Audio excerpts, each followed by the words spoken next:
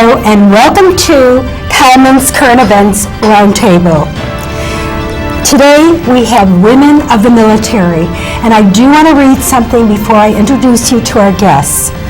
Women in the military have a history that extends over 4,000 years into the past throughout the vast number of cultures and nations.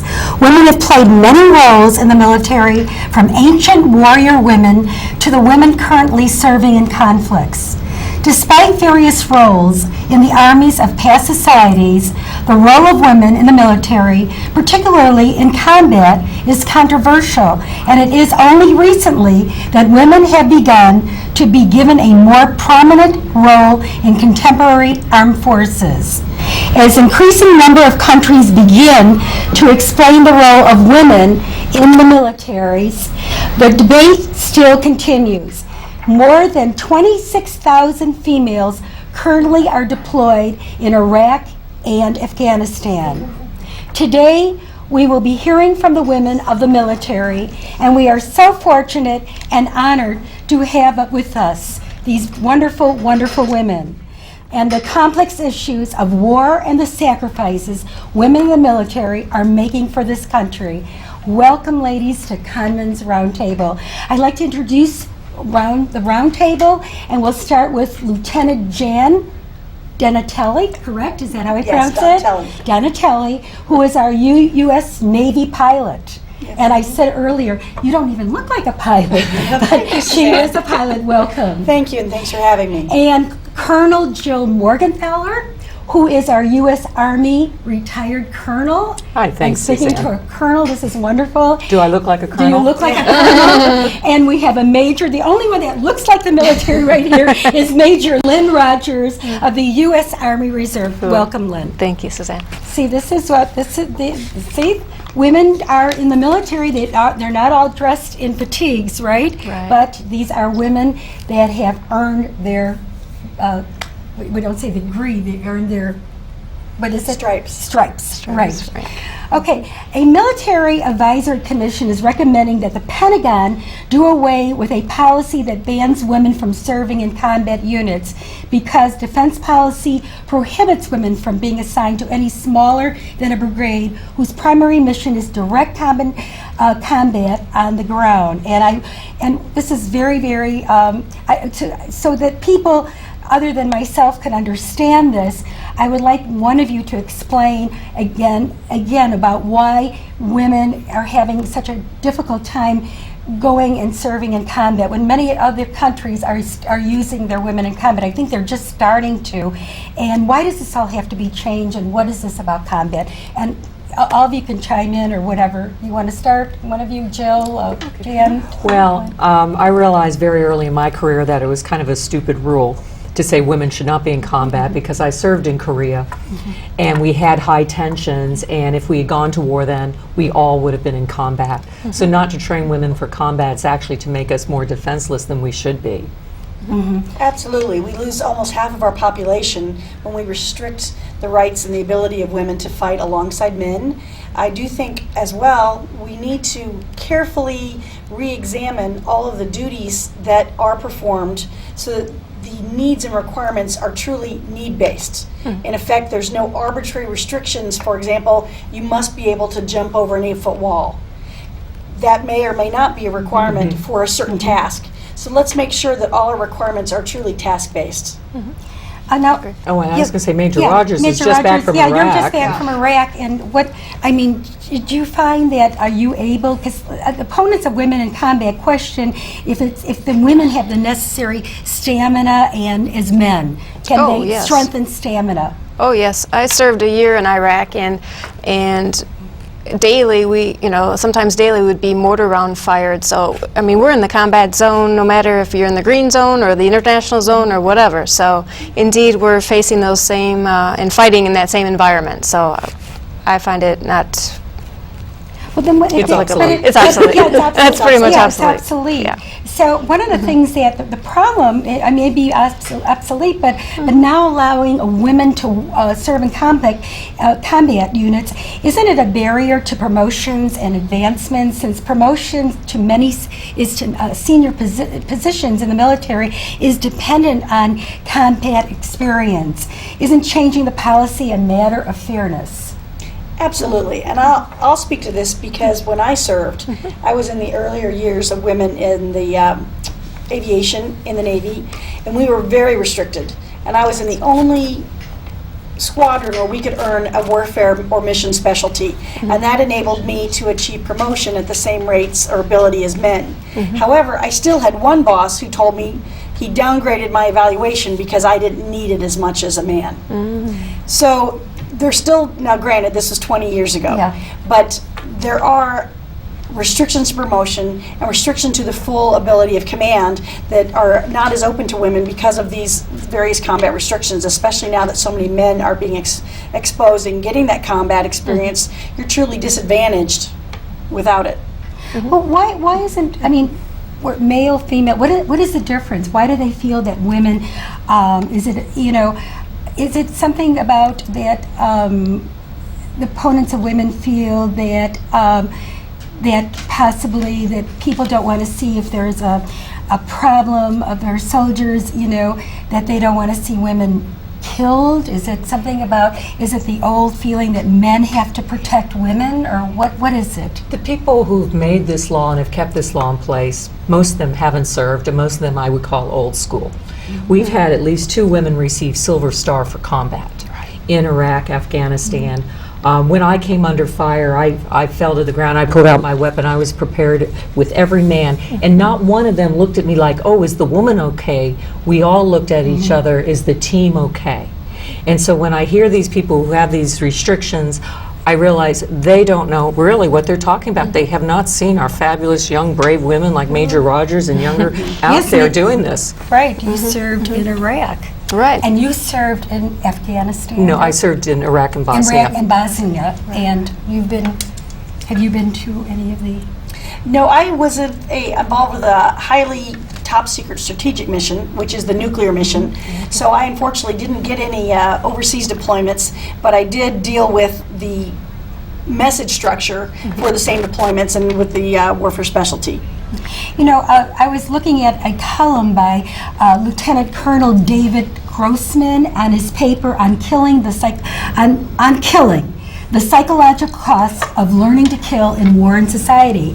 And Grossman notes in his paper that Islamic militants rarely, if ever, would surrender to a female soldier. Similarly, that they wouldn't, an Iraqi and an Afghanistan civilian are not often intimidated by female soldiers. Can one of you address that? Well, first of all, we don't have all women units, so therefore we don't have Islamic militants surrendering to just women. So I really don't know where he's getting his facts from. I do not believe it's probably fact-based. I think Major can dress probably better than I, but our women have been very well skilled, and we're training women military and police officers over in Afghanistan and Iraq to handle this. That's right. With the current advising and training mission that's going on in Iraq, we are now in the Operation New Dawn, which addresses this. So, indeed, it's happening, and women are training women. Yes. Fully trained to handle this. Why do you think they feel that that somebody wouldn't surrender to a woman? Why would not? If you had a gun, why would they surrender? What is it? Something? Is it the culture that men, wouldn't, Islamic men wouldn't? Again, facts. I don't see the facts being properly we don't gathered have, this here. is not based on anything. Okay, No. so it was a paper that I got, and this is Lieutenant Colonel Dave Grossman. Right. And And Suzanne, something to remember is with any change that comes about in society, there are a lot of strongly held attitudes or belief, which sometimes may even seem fact-based. But in effect, the Israeli army, for example, there were some objections or thoughts about this for many years. But they found in studies that this wasn't true, that in their combat battles, they did not have a difference of surrender rate, for example. in units that were commanded by women, strictly male units. So this is just another example of something that may sound intuitive, but really it's not been upheld by fact. Okay, so, and he writes something else too, so you can do this other one. Slowly to write him, I think. Really? Okay. They said Australian soldiers are reluctant to take women on reconnaissance or special operations as they fear that in the case of combat or discovery, their priority will be to save the woman and not to complete the mission. Thus, while men might be able to be programmed to kill, it is not as easy to program men to neglect women. How do you like that one? Well, once again, that could be the Australian culture, but within the American culture, especially what we've seen in Iraq and Afghanistan, the first Iraqi war, the second one, is women have so proven themselves, and there's a lot of men very grateful for those 2 women who have silver stars for saving their lives. Yes, and a point to be made, we already have had women sadly killed in action. We have had women prisoners of war. So that's basically a moot point at this point. It has already happened, and the American public does accept that as a cost, and sadly, an unfortunate cost, but they do accept that that is the, occasionally the outcome that will happen for women in combat. And one thing I heard from a father is this type of feeling actually diminishes the worth of a boy. I have a son and a daughter. My heart is broken if either one should be hurt or killed. So to say that it's more protective to women, no, that's just diminishing both sides. That's a good point. So you feel that way too? You feel that women you feel that women are respected? Do they get the same respect as men in the service? Do you feel, well? Currently, I believe so, yes. I've had a great 21 years and no issues with that kind of insubordination or disrespect. So it's a very respectful military, you bet. What about you, Jill?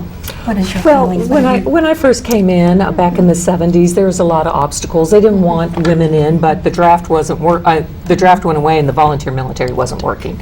There was a lot of reluctance, a lot of prejudice, but you know, I just hung in there. I worked harder, and I fortunately had wonderful male officers who made sure that the doors were not closed for me. So I had to deal with my peers, I had to deal with subordinates, but as long as I showed them respect and I earned their respect, you know, I was able to become a colonel and have a very successful career.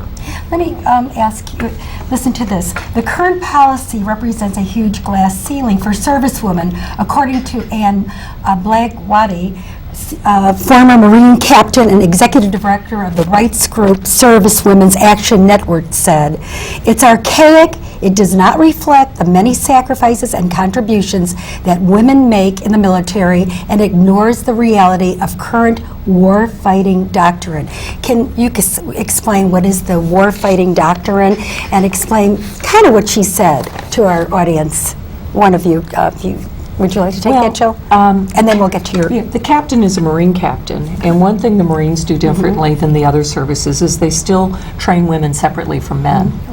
And I myself believe in integrated training because I believe you should train as you fight. Yes. So that could be more of her perspective than the reality that we're seeing overseas. You know, when we're all on the ground together, we're all into this together. What about, have you seen any like sexual harassment that's, they say is still predominantly a male institution, remains a problem? Any sexual assault or something that has been gone unreported? Unfortunately, sexual assaults still in the military still occur at a higher percentage than in the civilian population. Again, some of this can be attributed to the stress that the members are under. Perhaps they're forward-based, deployed thousands of miles away from home under tremendously stressful circumstances. But we really have to continue to work on improving the culture so that any assault is not tolerated, it's not accepted, and that if someone happens, that the victim is not further victimized by reporting a crime. Sexual assault is a crime, no ifs, ands, or buts. And for anyone, man or woman, needs to be able that they feel that they can come forward and report this without fear of reprisals. And any reprisals need to be dealt with even harsher, in my opinion, than even the original crime, because that sets to the tone and the attitude that everyone will be adopted in a unit. Has that been the problem, that women are afraid to go to their superior and tell them about these problems? Is that one of the That's one of the, yeah, that is one of the, that is one of the issues. And I'm glad to say, in the Army, we are now training young women at basic camp, personal defense, because what happens, sometimes it's a naivety, hey, we're all one team, and you let down your guard, and there, anybody, you don't know if you have a predator. And so now women are more trained how to defend for themselves. But it's like Jan says, it has to come from top down. There will be no tolerance of sexual abuse or sexual harassment or sexual assault. And that message is finally coming down. But unfortunately, in the past, if it was a higher ranking sergeant over a younger woman, she was afraid that the chain of command would not support her. or she wouldn't even get her, they say she was up for a promotion or something, that would be a problem. Tell me, how are they, and I think we talked about that earlier, about pairs. What did they teach you to do when you're walking by yourself, and how to protect yourself in the military for women? Well, definitely. Recently in Iraq, they stressed the importance of buddying up with a buddy to ensure that you're not walking around by yourself, morning, noon, night, any time of day. So that's adhered to, and we're a lot more safe that way. Tell me a little bit how you while we're talking about other things, I would like to know, how did you join the service? And you have children, correct? Yes, I'm a mother of twin boys, yes. Okay, and how does that work? Especially I like to know for women, we always know that in fact, I live in Fort Sheridan, and I always see the military, and I always see the women, walking with their children. And how is it? It's the opposite. Who takes care of the children? You're deployed, and so it's your husband that takes care of the children. Yeah, let's call ourselves kind of a non-traditional family, meaning that me as the wife and mother goes off to war and fights for the country and defends our country and our freedoms, and my husband, as the stay-at-home person, is the one on the home front keeping things in order. So we're considered a non-traditional family. But what I came across in Iraq was a lot of fellow officer friends of mine, females that were almost in the exact same scenario. So it wasn't like I'm a minority, rather it was more of a common thing to talk about. And he was at home full-time with my children. So he's a stay-at-home dad? Yes. Okay, he's a stay-at-home dad, and you're out there fighting for the country. That's right. And so he has, what about a support system for him? Does he have any other men, the women? Do you have any women friends that are living in Milwaukee, Wisconsin, there weren't any other families similar to our setup as a non-traditional family, but indeed, the immediate family of mine and his parents and my parents stepped up and assisted. So, and there's family assistance programs as well at the unit level. So he would get a phone call, checking up to ensure everything was fine. Suzanne, one thing I did, because when I was in Bosnia, my kids were 6 and 4, and in Iraq they were 15 and 13, and my husband held a job. I actually got a babysitter for him for every Saturday. So if he had to go back to work or just have time to ride his motorcycle or something, I arranged that. And then I turned to my church. And they took my son to sports games and my daughters to games, and they take my daughter shopping. So the mothers kind of kicked in there, and that because we don't have any relatives in the area. And my husband, I think, being kind of the traditional guy, he's not going to naturally ask for help. So I put all that in place. Men don't ask for directions. So I put that in place before I left. What I did find when my son was in high school is I was the coolest mother at Maine West High School because I was out in a war. That's right. And Suzanne, You've got a lot of kids. Point to be made is that Major Rogers here is also, she's in the reserves, which means it's a slightly different setup than someone who is what we call regular Army, where they would live maybe on a post and maybe in a neighborhood, and so all the spouses would have other spouses and families nearby Right. them. The reserves are drawn from our community as well as the National Guard, and this war is being fought a little bit topsy-turvy, in effect, where we have more of a preponderance of reserves and National Guard members going overseas. Their families Yeah, we're in a are lot of spread wars out. right now. We're Yes. we're not in a war. We're in, in wars. Right, and those families are more spread out.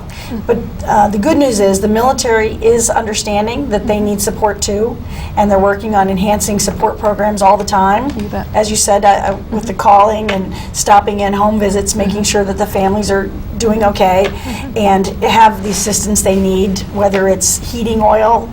I've met families in the Upper Peninsula, for example, they need extra help, and so their Guard unit provides it. They just have to travel a little bit further to get to those families. And recently, the First Lady and Dr. Jill Biden, the Vice President's wife, have started a movement to try and enhance awareness among the civilian population of the United States, where we all can work together to support these families. That's good. When we talked about the men, because you have to remember, you're women. Usually women have a support system amongst women because we bond together, we go to lunch together, we do things together, and we even talked about in bathrooms. Women go in pairs. We go in pairs, right? But that's funny. My viewers are going to enjoy this one. But men do not, they don't seem to have they don't go to other men for support. And if they're the stay-at-home dads and you are in you go away, is the military thinking that's a different thing now? Men being in support groups, like men that are full-time dads supporting, what is going on with the men? Does your husband have a support group with other dads? He would have had an opportunity if he reached out, but he had the local support, so he was fine. But I was just wondering, is there something for just dads of the military wives? Is there a support group yet like that? Do you like know I said, of? probably on an active duty base, there might be some kind of a group There that might forms. be, but if there is, it's probably more ad hoc. What you mean? I would say there might be at a military base where dads are getting together or something. Yeah. But more there is, informal. more informal. There Right. isn't something, not a formalized Yeah, that would be program. kind of a nice program to have.